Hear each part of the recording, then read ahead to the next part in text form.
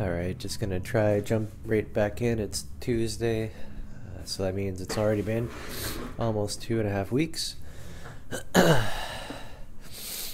since beginning this media expression project. I was just sanding, so lots of dust, allergen type stuff. Hopefully I'm not getting sick. That thing that I've been fighting off for like 3 weeks, it seems like that's never quite got started, but never gone away. So anyways, we left off at Sorcery of the Spectacle, kind of explaining what is Sorcery of the Spectacle, kind of trying to tie that into the bigger picture. And we're going to continue to do that right now for about 15 minutes until my break is over. Again, I feel like I wanted this already to be done on Sunday, but couldn't get through it. Couldn't get through it all. I had to go and deal with some stuff. I had to go pick up my wife earlier than expected. But anyways, so let's see if we can get started here. The two topics I wanted to get into, finally, originally just one, which is critical activism. And critical activism is looking at all the things that people get upset about and triggered over and concerned with, and all their political aspirations and all the way that people think that the world should be changed. Taking all of that energy, and what critical activism does is redirect it towards to look towards the guild for answers rather than politics, identity politics, various other super oversimplified versions of reality projected on from the APS, which is obviously too simple to effectively do anything. These are what I would say are abstract solutions, when what we need is mimetic solutions. And what I mean by that is the dynamic between concrete and abstract. We need to awaken that and point to that type of balance between the model and reality, and that continual making better and better of the model, and also of sharing the model. So in other words, I'm not proposing anything specific, aside from the just kind of basic explorations of the core that I've been going into. This, as I've called, bootstrapping material.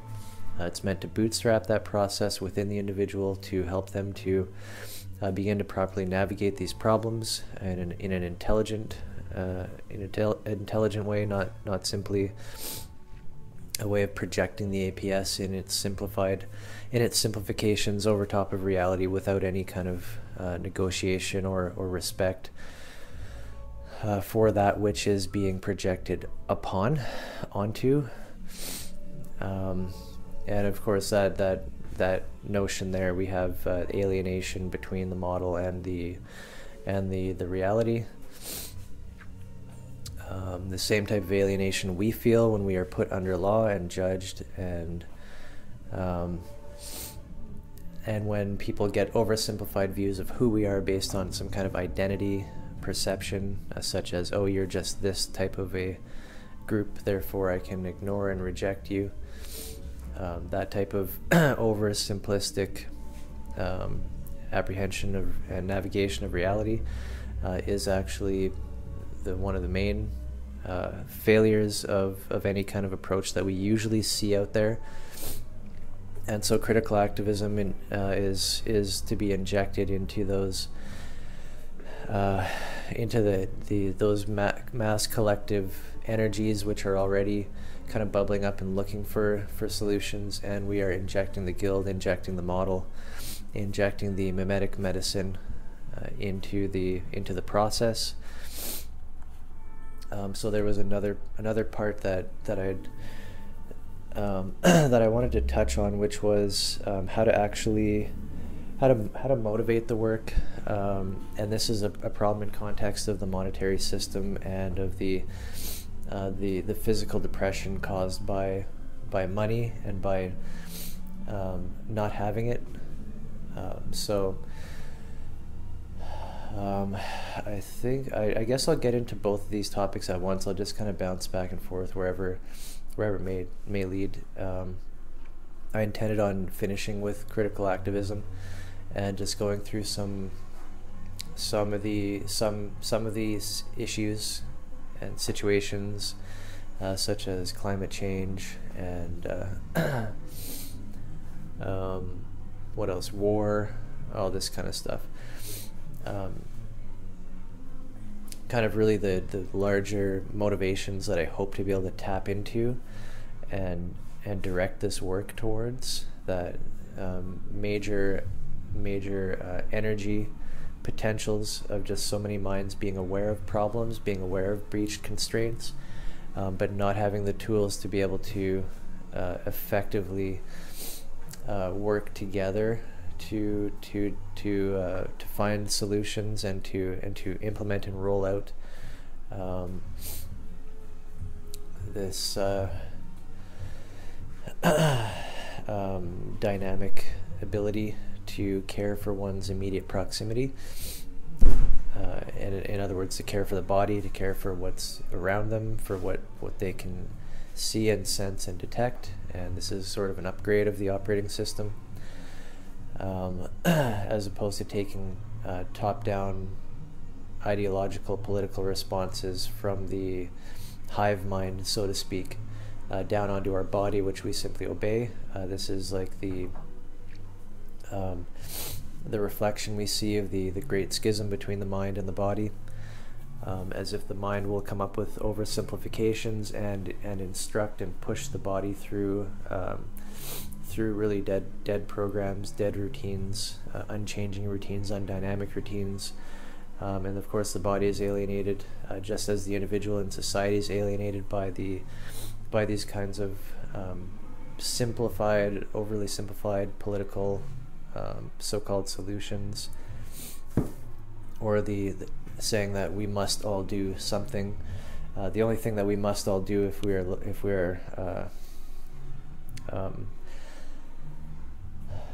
to be effective is to upgrade ourselves, to upgrade the software that we're running, so to speak, the wetware, and to come online as active, and not just the passive agents of concentrated foreign power. And even how we speak politically, we try and tell others what they should be doing. This is just alienated communication. We do unto others as we have done unto ourselves. We don't even realize it, that when we speak in these simplified terms and the us versus them, left versus right, all these oversimplifications, we're just alienating and running over ourselves. And of course we are being too simplistic to ever be able to approach any of the problems. So as I was saying, the one, if only there could be said to be a solution or an approach, it is to awaken that dynamic within the individual of that communion between mind and body, that communion between the inner and outer, that relationships become formed, that we're not just barking orders onto the universe and projecting models, but that we are listening intently to every single facet that we are trying to take care of. We are listening intently to everything around us. We are becoming the sensors of society, to be able to put our input and to be able to as well take these kind of collective ideas that come down and test them and then feed them back into the so-called hive mind. So we're really looking at a mimetic solution as opposed to an abstract solution. The mimetic solution is what allows us to dynamically take those abstract solutions and try to use them in that intimate relationship with our environment, with our universe around us. And of course the side channels being available to feed back that information to each other, to feedback what we've learned, to make better protocols, to make more localized protocols, to take care of local situations, to take care of our context. And ultimately that is what nobody else can do for us, is take care of our context. And this is why we need to awaken the mimetic, as opposed to simply the abstract, the instructions. And so I wanted to bring up something that okay, we're already at 10 minutes here, so if in 5 minutes, if I can quickly just get into the other topic that I wanted to kind of talk about, which was the problem of motivating the work when it seems like everyone's free time is spent merely surviving or working, and then being exhausted, and then having to do other things, and all of our time has been sucked up. If we ever had any free money, it's been instructed away from us by advertisement that we need this and we need that, and going into debt and debt slavery and all this kind of stuff. So we're finding people who are incapable of making any extra time in their lives to do anything at all. When this is kind of the great catch-22 of how to work together. There is no free time. There is not even a spare second or minute throughout the day to try and even talk about the kind of problems that we have, and talk about what can we do about it, and how can we learn to navigate our environment more dynamically and with respect, and creating relationships with the facets of our body, both organs, internal and external. And so in the past I've thought, like, well, this is a huge problem, and there are many huge problems, and these are wicked problems, and there needs to be people working on this. It needs to be motivated. And how can it be motivated? And I just, for example, I have to keep going to work, and I have to keep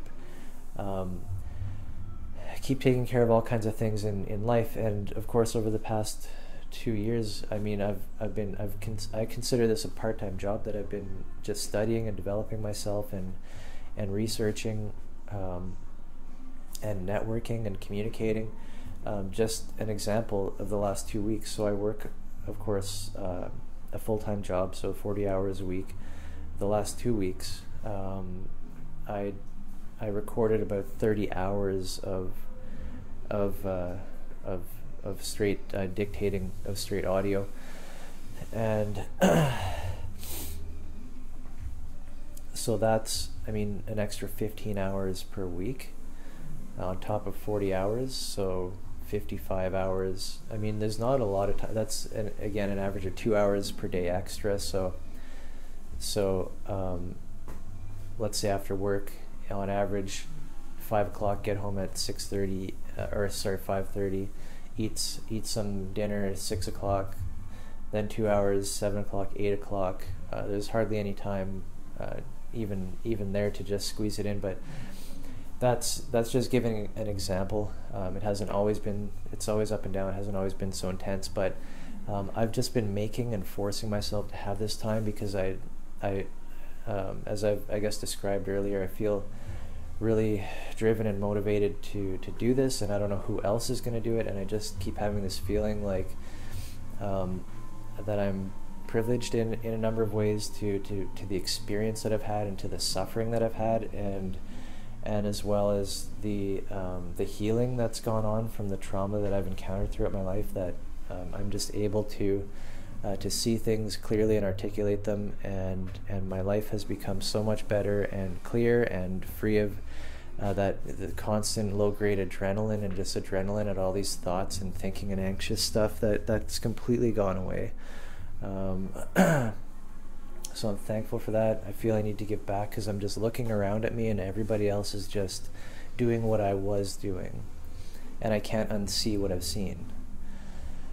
And so anyways, earlier, when, say, like 4 or 5 years ago, I was trying to get into crowdfunding, the crowdfunding idea, just so that I could put my, do this full time or whatever. But I mean, there's a problem with that, because we are in crowdfunding, we have to reach out to a network. So since I didn't and don't have such a big network, I mean, right now things have been developed greatly, things would be quite different right now, I think. And that kind of points to the key of what I want to get at with this, is that in order for this work to work on scale, in other words, that other people can do it, we're looking at a few constraints here. One is your network, specifically of your relationships, and the other is that you know and understand how to use this type of bootstrapping material in your network to kind of bring coherence to your relationships. And this is kind of how the model gets mimetically selected. And this is the only way that I can really see that anybody would actually donate to a crowdfunding campaign is if you know them kind of more or less personally, and they are benefiting from your relationship, and you're providing value. So this kind of stuff I didn't have when I was first reborn, or so to speak, born of the Spirit. I didn't have bootstrapping materials. I didn't have doctrine materials. I had basically nothing. I was searching very intensely, and really, so yeah, I wish that I had the ability to work full-time on this, and maybe the work would be greatly accelerated, but that's simply not the case, and that's not the case that we're going to find out in the world.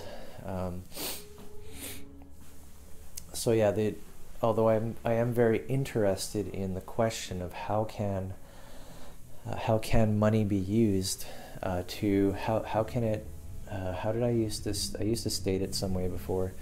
It's kind of like a gateway between two different totally separate economies, between this kind of enclosed capitalistic profit motivated economy to the I don't know if I'm just going to overgeneralize calling it an abundance economy or whatever. So the economy that just keeps that in which life utilizes energy to just build and heal itself, and to build up itself. So the negentropic function, how can we funnel capital rate straight into our negentropic functions, as opposed to our profit motivated or profit functions, the hoarding and centralization of wealth, that kind of stuff. So there is a lot of, and this is kind of getting into, I guess, participation, because of course you can pay people to do stuff, but this is kind of a problem, because again, it's when you pay somebody to do something that you're giving instructions, right? What we need, ideally, I guess, is to be able to simply allow people the freedom to create, especially those who are spirited, who are actively working on the core of these problems, and somehow we need to. Well, I mean, we don't have to go through capital, and again, when you pay somebody money to do something, it's basically the modern day soft slavery, and you're giving them basic instructions, right? So there's kind of that question of how to free artists, how to liberate them in order to do what they do, and this, of course, pointing to the problem of liberal arts and the archetypal starving artist who is literally dying, who is trying to approach the problems, including the problem that they're dying, that they can't even express things that society dearly and desperately needs, but which they simply don't realize that they need. And there's very little profit to freedom and liberty. Therefore, liberal arts is dead, in the sense of being motivated in any way by society. Yeah, so I had some other thoughts, but we're already at 20 minutes here, and I gotta go.